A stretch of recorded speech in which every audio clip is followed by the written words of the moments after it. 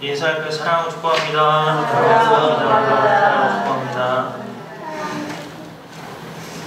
네, 말씀 바로 보죠. 18절 말씀 한번 보겠습니다. 성경 조금 찾으세요. 네, 보시면 내가 너희를 고아와 같이 버려두지 아니하고 너희에게로 오리라, 이렇게 말씀 기록되어 있습니다. 예수님께서 제자들에게 하신 말씀이세요. 고아와 같이 버려두지 않겠다. 예수님이 하신 말씀입니다. 여러분이 생각할 때 고아 하면 먼저 떠오르는 생각이 뭐예요? 고아라는 것은 말 그대로 부모가 없는 것을 두고 쓰는 표현이죠. 그런데 고아라는 표현이 부모가 없다고 해서 무조건 고아라는 표현을 쓰지는 않습니다. 무슨 얘기예요? 다 큰 어른한테 부모님이 안 계신다고 해서 고아라는 표현은 쓰지 않습니다. 그렇죠? 장성한 사람은 부모가 없다고 해도 고아라는 말을 쓰지 않아요. 그럼 그 기준이 뭘까요? 누구의 도움이 필요하냐, 필요하지 않느냐, 이거 얘기하는 겁니다. 장성한 사람은 어떻습니까? 부모의 도움이 없이도 스스로 할 수 있죠.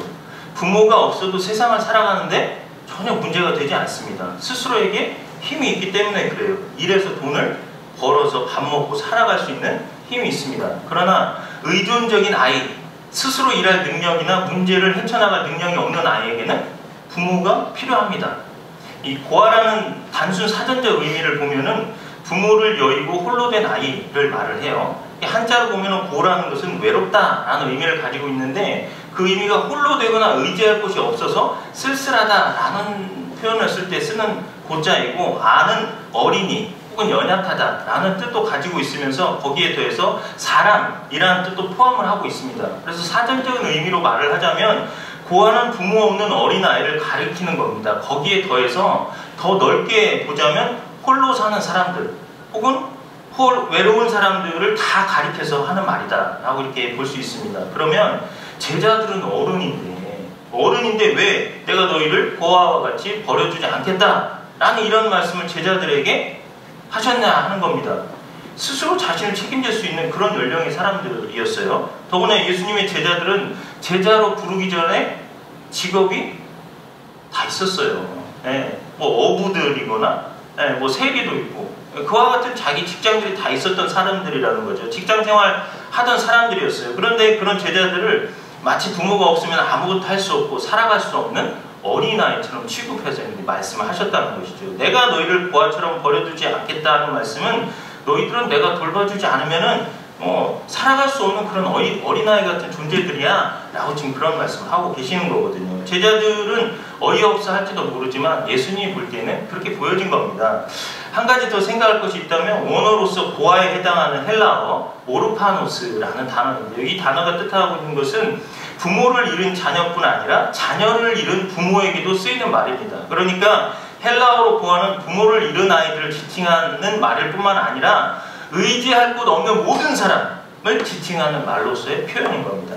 자녀에게 부모가 있다는 사실은 자유를 보장하는 것과 동시에 안전을 보장을 해줍니다. 이것은 사랑의 줄이라는 걸로 서로 이렇게 매고 있기 때문에 그래요. 부모와 자식의 줄은 서로에게 자유와 안전을 보장해주는 아주 든든한 안전줄입니다. 이것은 스승과 제자에게도 마찬가지의 역할을 하는 것입니다. 제자들에게 있어서 스승은 든든한 안전과 자유를 보장해주는 존재예요. 그런데 예수님께서 제자들을 떠나시겠다고 이렇게 말씀을 이제 14장에 하시잖아요. 제자들은 홀로 내버려진 것 같은 이제 그런 상황이 되는 것이죠.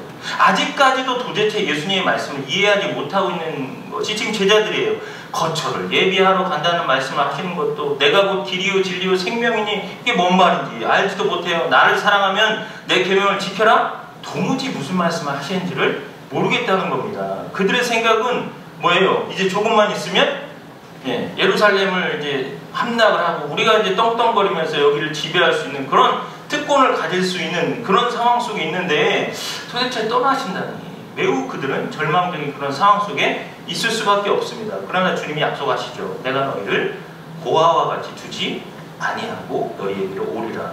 너희에게 오겠다는 이 말씀은 예수님이 부모의 자리나 스승의 자리로 오시겠다는 말씀입니다. 다시 오시긴 오시는데 이제는 세상이 볼 수 없는 모습으로 오시겠다고 19절에 말씀하고 있습니다. 조금 있으면 세상은 다시 나를 보지 못할 것이로되 너희는 나를 보리니 이는 내가 살아있고 너희도 살아있겠습니다. 무슨 내용인지 알죠? 하나님의 영, 즉 성령을 세우시겠다는 말씀을 하고 계신 겁니다. 여기 19절에서 말하고 있는 세상이라는 것은 육신의 눈으로 봤을 때 그것을 전부라고 믿고 사는 사람들을 가리키는 말로서 세상을 표현하고 있는 겁니다. 그러니까 그리스도를 떠나 있는 세계를 표현하는 것이에요. 그들에게는 이제 얼마 후에 예수님이 더 이상 보이지 않을 것이다 이렇게 말합니다. 그러나 제자들에게는 예수님이 인식되고 인지되어질 것이다 라는 말씀을 지금 예수님께서 하고 계신 겁니다.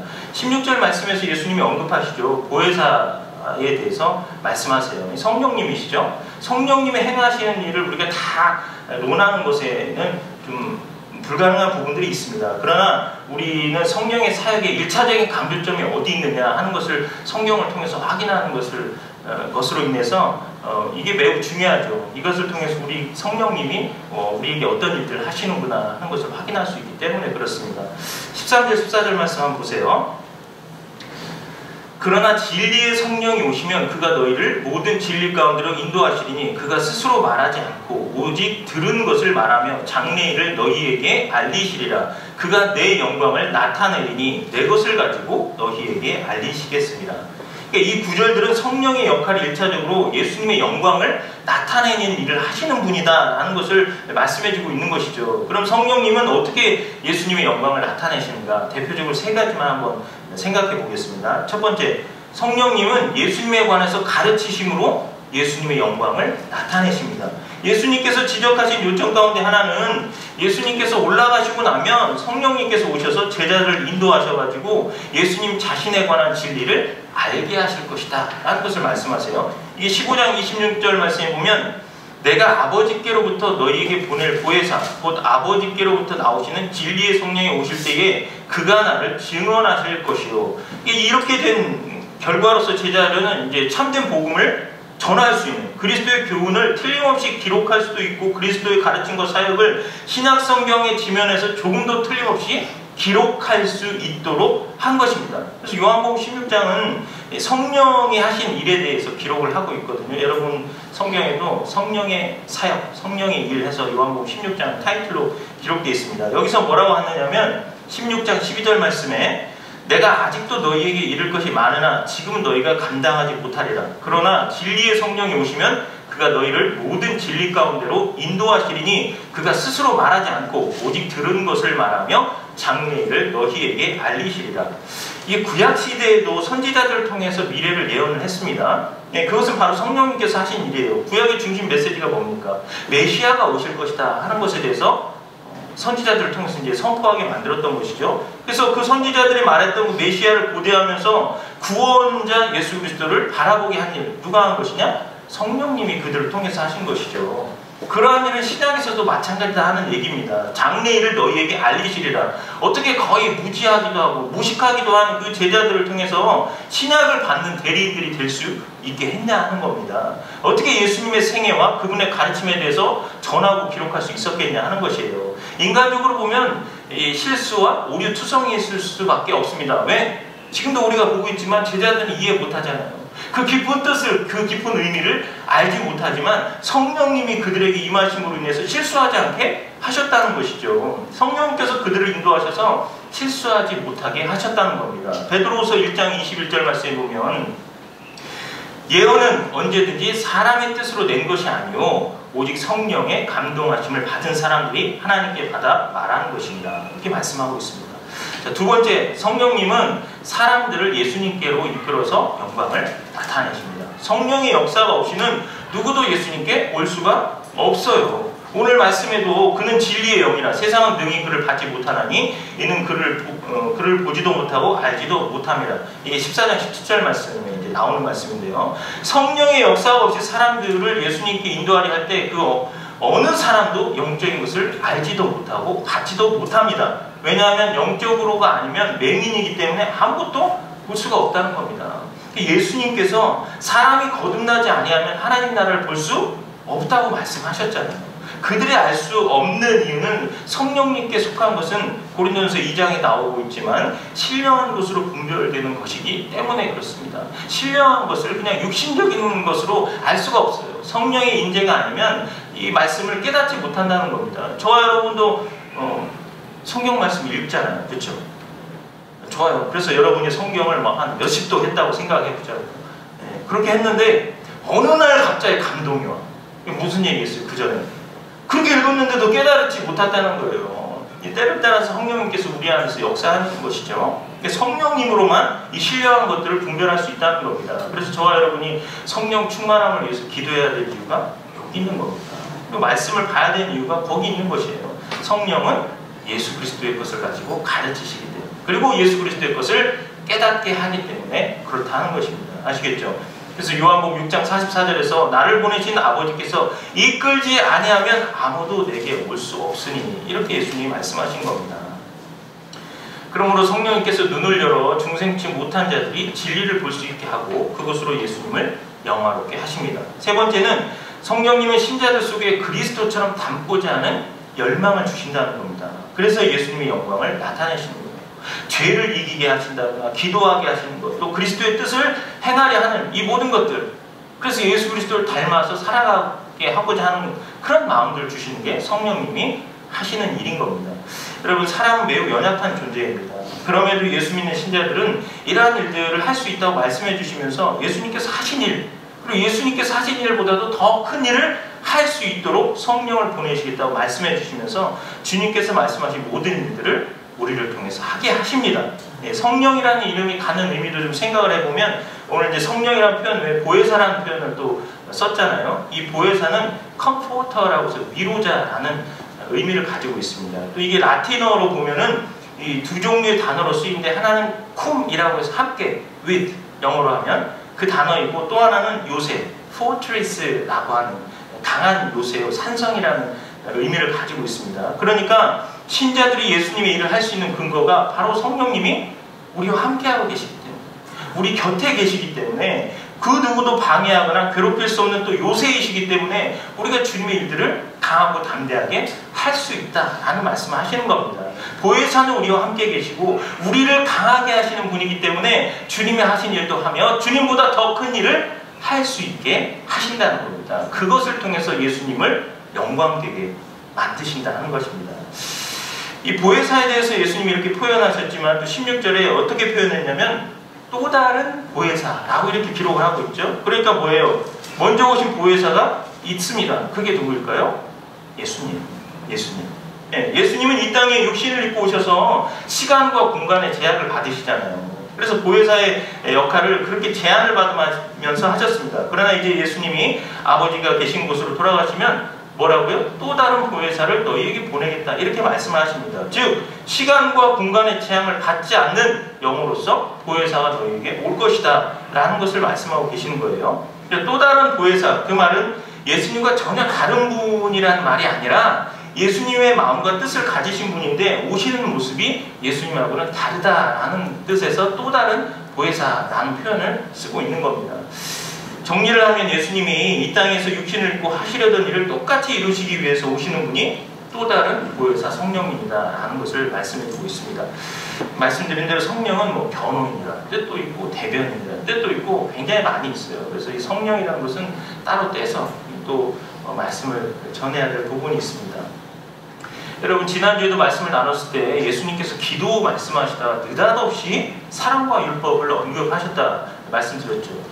여러분, 우리가 신앙생활을 하면서 가장 힘들고 어렵다고 생각하는 부분이 아마 사랑일 것입니다. 저도 돌아보면 그래요. 사랑하는 것이 가장 힘든 부분이 아닌가 생각해요. 참으로 예수님처럼 자신을 괴롭히고 채찍질하고 수치와 모욕을 주던 자들까지도 사랑한다는 것, 이게 너무 어려운 일입니다. 그렇기 때문에 예수님께서 성령을 언급하신 겁니다. 그분이 우리를 도와주셔야만 우리가 사랑할 수 있고 주님의 계명을 지킬 수 있는 것입니다. 좀 이 부분을 좀 확실하게 하기 위해서 우리 마태복음 5장 한번 찾아보죠. 마태복음 5장 한번 찾아보겠습니다.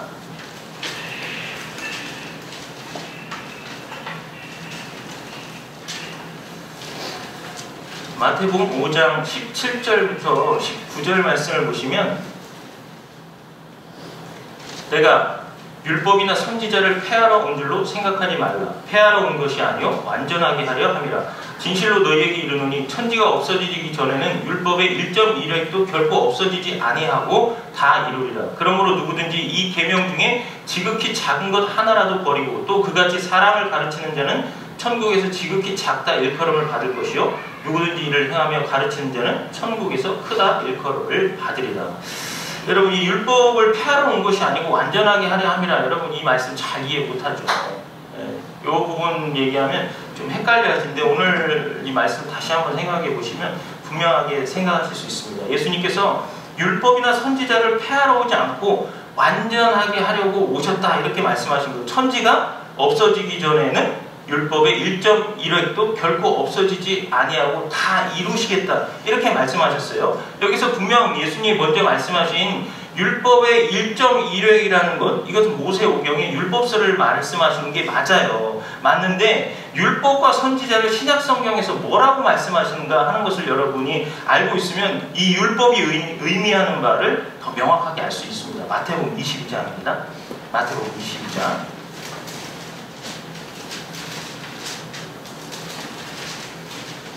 36절부터 보세요. 마태복음 22장 36절에 선생님, 율법 중에서 어느 계명이 크니이까? 예수께서 이르시되 내 마음을 다하고 목숨을 다하고 뜻을 다하여 주 너의 하나님을 사랑하라 하셨으니 이것이 크고 첫째 되는 계명이요 둘째도 그와 같으니 내 이웃을 내 자신같이 사랑하라 하셨으니 이 두 계명이 온 율법과 선지자의 강령이다.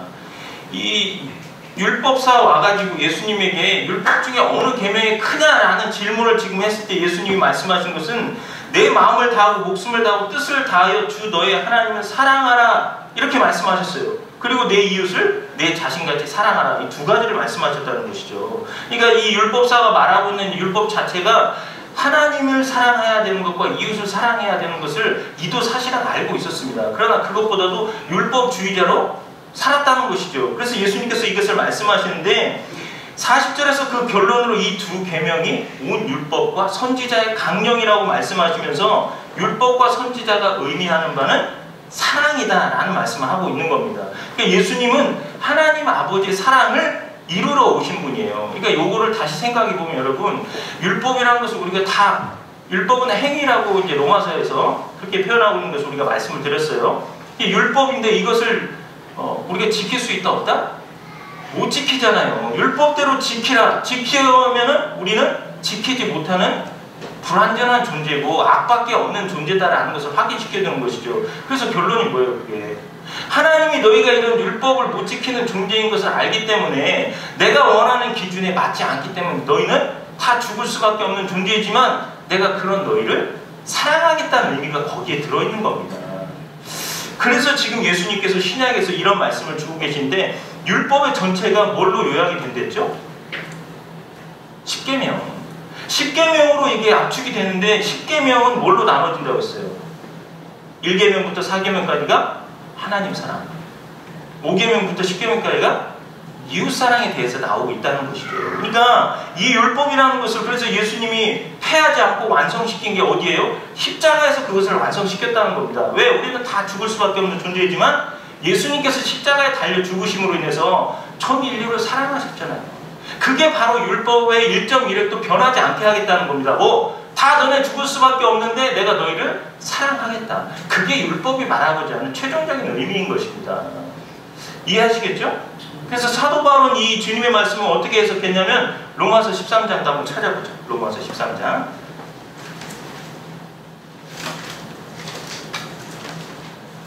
로마서 13장 8절에서 10절까지 말씀을 보시면 피차 사랑의 빛 외에는 아무에게든지 아무 빛도 지지 말라. 남을 사랑하는 자는 율법을 다 이루었느니라. 간음하지 말라, 살인하지 말라, 도둑질하지 말라, 탐내지 말라 한 것과 그 외에 다른 계명이 있을지라도 내 이웃을 내 자신같이 사랑하라 하신 그 말씀 가운데 다 들었느니라. 사랑은 이웃에게 악을 행하지 아니하나니 그러므로 사랑은 율법의 완성이니라. 아멘?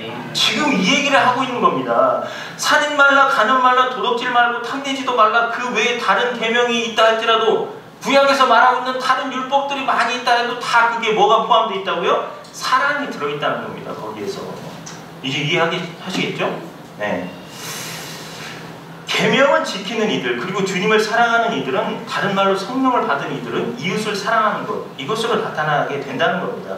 율법의 완성이라는 말은 바로 율법의 지향점이 곧 하나님 사랑과 이웃사랑을 말하고 있다는 것을 우리에게 가르쳐주고 계신 겁니다. 그러니까 예수님의 계명을 지키는 자들은 이웃을 사랑하는 것으로 완성이 되는 것이다 라는 말씀을 가르치고 계시는 겁니다.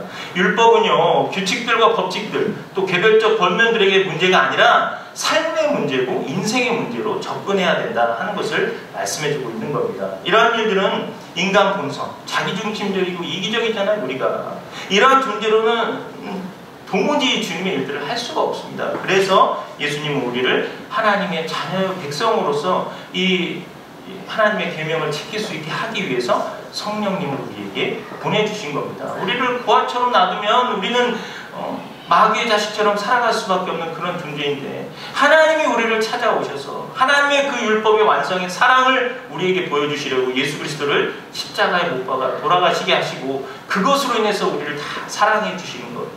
그래서 하나님의 자녀로 만드셨기에 너희를 하나님의 자녀로 백성으로서 저 천국에 올 수 있도록 하기 위해 성령을 보내시겠다. 너희를 내버려 두지 않겠다라는 말씀을 오늘 하고 계신 겁니다. 여러분, 요한복음 14장 말씀은 1절이 너희는 마음에 근심하지 말라로 시작해서 27절에 있는 말씀, 평안을 너희에게 끼치노니 곧 나의 평안을 너희에게 주노라. 내가 너희에게 주는 것은 세상이 주는 것과 같지 아니하니라. 너희는 마음에 근심하지도 말고 두려워하지도 말라라는 말씀으로 이렇게 앞뒤를 묶어놓고 있습니다. 우리가 얼마나 근심하고 두려워하는 존재인 것을 아시는 주님이셨던 것이죠. 그러나 하나님을 믿으니 나를 믿으라 라고 말씀하셨습니다. 그리고 우리는 그분의 사랑에 이끌려서 예수님을 믿는 신자가 되었습니다. 믿음이란 믿음의 대상을 의지하는 것 아닙니까? 나에게는 힘이 없기 때문에 힘이 있는 분을 의지하는 겁니다. 그분의 도움으로 살아가야 하는 것이에요. 자신을 의지하지 말고 우리 구주 예수님만을 의지하면서 사시는 저와 여러분이 됐으면 참 좋겠습니다. 여러분, 천국은 어떤 사람이 가는 곳인 줄 혹시 아십니까? 예수님만 의지하는 사람들이 가는 곳이 천국입니다. 공관복음서를 보면 예수님께서 어린아이와 같은 믿음을 언급하시는 곳이 세 군데 공관복음에 나옵니다. 근데 그 중에서 마가복음 10장만 약간 다르게 표현하는 게 있는데 한번 찾아보겠습니다. 마지막으로 마가복음 10장입니다.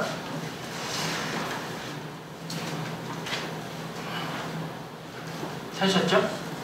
마가복음 10장 13절 말씀부터 보시면 사람들이 예수께서 만져주심을 바라고 어린아이들을 데리고 오매 제자들이 꾸짖거늘 예수께서 보시고 노하시어 이르시되 어린아이들이 내게 오는 것을 용납하고 금하지 말라. 하나님의 나라가 이런 자의 것이니라. 내가 진실로 너희에게 이르노니 누구든지 하나님의 나라를 어린아이와 같이 받들지 않는 자는 결단코 그곳에 들어가지 못하리라 하시고 그 어린아이들을 안고 그들 위에 안수하시고 축복하시리라. 아멘. 여러분, 예전에 많은 목사님들이 어린아이 같은 믿음을 이 본문을 통해서 많이 말씀을 하셨습니다. 그러면서 거기에 말씀을 다루신 게 뭐냐면 어린아이 같이 순수한 믿음을 가져야 천국에 갈 수 있다, 이런 말씀을 하셨어요. 근데 여러분, 여기서 예수님께서 말씀하시는 의미는 그것이 아닙니다. 순수한 어린이라고 하면 갓 태어나서 누워있는 아이나 뭐가 뭔지 아무것도 모르는 그런 갓 태어난 아이나 이야기하는 것이죠. 그 순수한 어린이가 어디 있습니까, 여러분? 아이들 진짜 영악합니다. 선생님이 생각해도 그렇게 아마 생각할 거라는 거죠. 애들이 영악합니다. 인간은 애초에 순수한 믿음을 가질 수 있는 존재가 되는 것이 불가능하다 하는 것이 성경이 이야기하고 있는 겁니다. 여러분, 여기서 말하는 어린아이 같은 믿음이란 것은 의지하지 않고는 살 수 없는 존재를 말하는 것이에요. 예수님이 말씀하신 게 뭐예요? 나를 의지하는 어린아이 같은 믿음이 있어야 된다는 겁니다. 14절 말씀에서 어린아이들이 내게 오는 것을 용납하고 금하지 말라. 이 말씀이 핵심인 거예요. 어린아이들이 예수님께 오는 것, 우리가 어린아이처럼 예수님께 가는 것을 예수님은 원하고 계신다는 겁니다. 기억하십시오. 누구든지 하나님의 나라를 어린아이와 같이 받들지 않는 자는 결단코 천국에 들어갈 수 없다. 예수님은 지금도 우리 각 사람 안에 거하십니다. 그리고 그 약속을 지키셨어요. 우리가 할 일은 어린아이 같은 믿음으로 주님만을 의지하면서 사는 것, 그게 우리가 할 일입니다. 특히 남성들 조심하십시오. 남자가 남자다워야지 뭘 의지하냐고. 무슨 신앙생활을 무슨 의지하면서 내가 내게 주신 거 이런 힘으로 내가 우리 주를 위해 살겠다. 무슨 예수님을 의지하고 하나님을 의지하는 남자들, 남성들 조심하십시오. 자신의 힘과 의를 포기하고 그리스도를 의지하는 그런 사람으로 사십시오. 나는 어른이기 때문에 내가 헤쳐나가겠다. 이런 어리석은 생각을 다 내려놓으시기 바랍니다. 여러분, 우리는 세상을 모릅니다. 세상을 이기지도 못해요. 언제든지 무너질 수 있는 그런 존재입니다. 예수님은 그런 우리를 버리지 아니하시고 성령을 우리에게 보내주신다고 약속하시고 그것을 우리에게 성취해 주시지 않았습니까? 지금 우리 안에 성령님이 거하고 계시고 있고, 그러나 예수 그리스도께서 함께 하시는 것으로 인해서 우리를 고아와 같이 내버려 두지 않고 계신다는 것, 얼마나 감사합니까? 성령이 우리 가운데 오셨으니까 더 이상 두려워할 필요가 없다라고 말씀해 주시는 주님의 말씀을 기억하십시오. 오히려 우리는 보혜사 성령님이 너희 가운데 계심으로 나의 말과 가르침을 생각나게 해주실 테니까 곧 사랑하면서 살아라, 이런 말씀하고 계신다는 겁니다. 여러분, 예배를 마치고 돌아가실 때 담대하십시오. 성령을 의지하는 법을 배우십시오.